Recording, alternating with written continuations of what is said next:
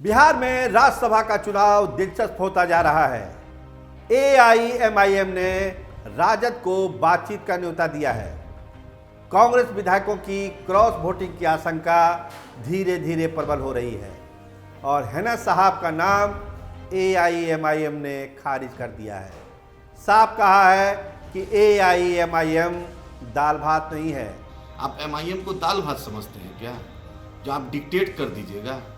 हाँ, और एमआईएम पर फैसला आप नहीं थोप सकते हैं। बात अगर होगी राज्यसभा पे तो तेजस्वी यादव जी से होगी, लालू जी से होगी, वो दोनों इख्तियार है, और बैरिस्टर असदुद्दीन ओवैसी साहब, अख्तरुल इमान साहब से होगी। ये मीडिया में बोलने से नहीं होगा, इसका नाम पर पोस्ट कर दिया। एमआईएम बैकफुट पे नहीं रहती है, एमआईएम फ्रंट फुट पे रहती है। उपेंद्र कुशवाहा के विधायक क्या करेंगे, वो किसको वोट करेंगे, और अगर क्रॉस वोटिंग हुई तो कौन कौन लोग आ जाएंगे सामने, इन तमाम खबरों को हम आज डिकोड करते हैं आपके इस स्पेशल प्रोग्राम में। नमस्कार, आप देखना शुरू कर चुके हैं स्टार टीवी बिहार। मैं आपके साथ सरोज सिंह। बिहार में राज्यसभा का चुनाव दिलचस्प होता जा रहा है। एआईएमआईएम यानी ओवैसी की पार्टी बहुत ही खुले दिमाग से इस चुनाव के बारे में सोच रही है। कल एक ऑफर भाई वीरेंद्र ने दिया था एआईएमआईएम को, हैना साहब के नाम पर। राजद को भी सजेस्ट किया था कि आप हैना साहब का नाम प्रपोज करिए, एआईएमआईएम उसको समर्थन देगा। और उनके कहने के बाद एआईएमआईएम का गुस्सा सातवें आसमान पर है कि आखिर किस हैसियत से भाई वीरेंद्र इस तरह के ऑफर दे रहे हैं। क्या वो संसदीय बोर्ड के पार्ट हैं या तेजस्वी यादव या लालू यादव ने उनको अधिकृत किया है। उनको अदब से बोलना चाहिए, उनको सब चीज़ों का लिहाज करना चाहिए, तभी कोई बात करनी चाहिए। तो आइए सुनिए क्यों गुस्से में है एआईएमआईएम और राज्यसभा चुनाव के लिए एआईएमआईएम चाहता क्या है। तो बुजुर्गों अजीजों, जैसा कि देखा है हम लोगों ने कि भाई वीरेंद्र साहब किसी का नाम प्रपोज किए, तो भाई वीरेंद्र जी संसदीय बोर्ड के आप मेंबर हैं। तेज प्रताप यादव जो हैं, राजद के जो पहले थे मंत्री, उनसे पहले फरिया लीजिए, वो जो पंचायत सचिव से फरिया लीजिए। आप एमआईएम को दाल भात समझते हैं क्या, जो आप डिक्टेट कर दीजिएगा?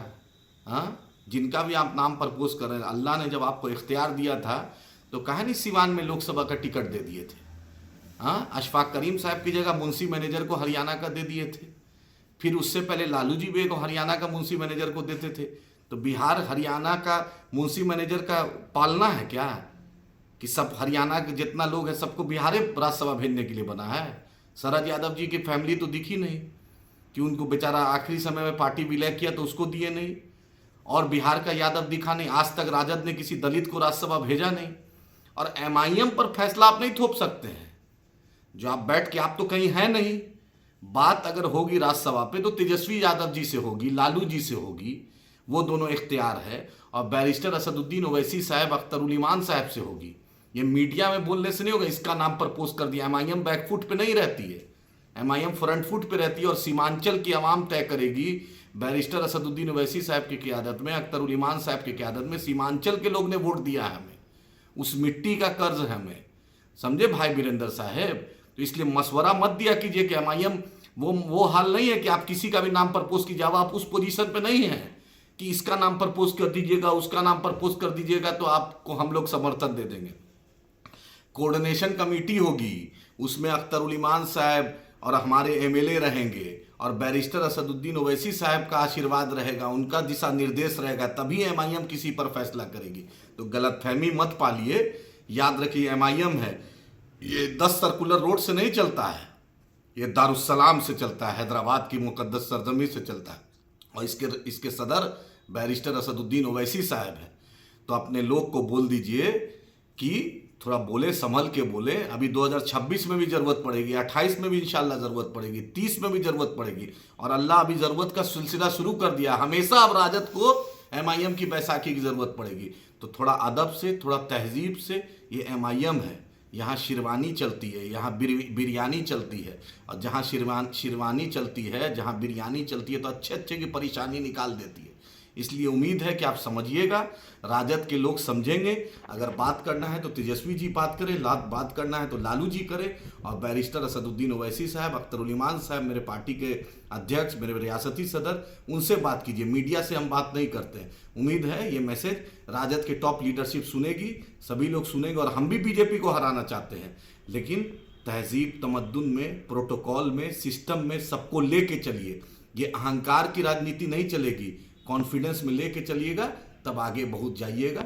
वरना 25 सीट पर हैं, कल 10-12 सीट पे आ जाइएगा, कोई देर नहीं लगती। अच्छे अच्छे को बिहार की जनता ने बता दिया। हमारा भी लक्ष्य भाजपा को हराना है, लेकिन आपको जो सिस्टम है, सिस्टम को फॉलो करना पड़ेगा, और एमआईएम का प्रोटोकॉल को फॉलो करना पड़ेगा। शुक्रिया।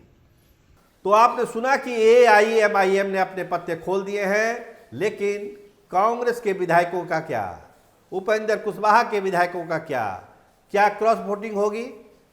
अगर 5वां उम्मीदवार बीजेपी ने दे दिया तो जो घटे हुए 3 विधायक हैं उसका जुगाड़ कैसे होगा?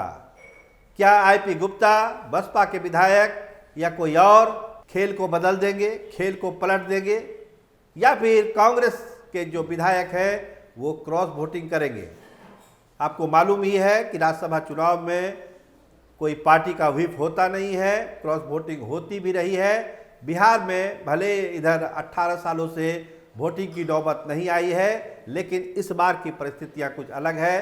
भाजपा 5वीं सीट पर अपना दावा ठोक चुकी है, और ये दावा तभी पूरा होगा जब क्रॉस वोटिंग होगी, और क्रॉस वोटिंग के लिए सबकी नज़र कांग्रेस के विधायकों पर है, उपेंद्र कुशवाहा के विधायकों पर भी है महागठबंधन की नज़र।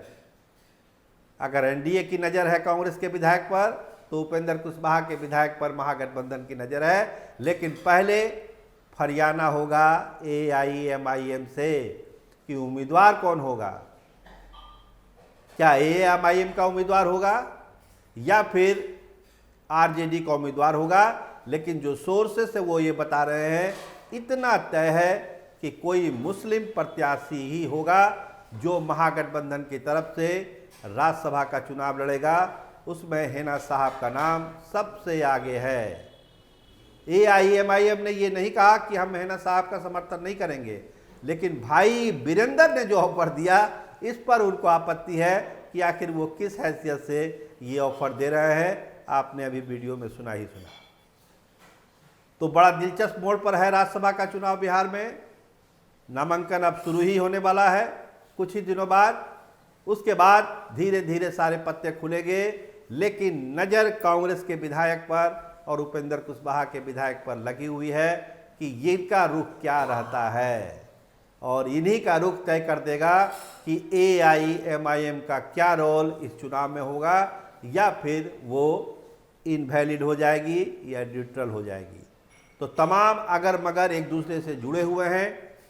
अब कैंडिडेट के चयन पर मंथन चल रहा है, एनडीए में भी चल रहा है और महागठबंधन में भी चल रहा है। इतना तय है कि महागठबंधन ने चुनाव लड़ने के लिए अब मन अपना बनाया है, मजबूत किया है, उम्मीदवारों की तलाश जारी है।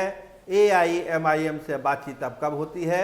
ऑफर तो आ चुका है, अब तेजस्वी यादव पर है कि वो अब किस तरह से एआईएमआईएम को मनाते हैं, कैसे उम्मीदवार पर सहमति बनाते हैं, और एनडीए को राज्यसभा चुनाव में एक कड़ी चुनौती देते हैं। क्योंकि ये जीत अगर राज्यसभा में 5वां उम्मीदवार महागठबंधन का जीतता है तो नो डाउट बिहार विधानसभा के चुनाव के हार के सदमे से महागठबंधन उभरेगा और आक्रामक तरीके से फिर एनडीए पर हावी होने की कोशिश करेगा।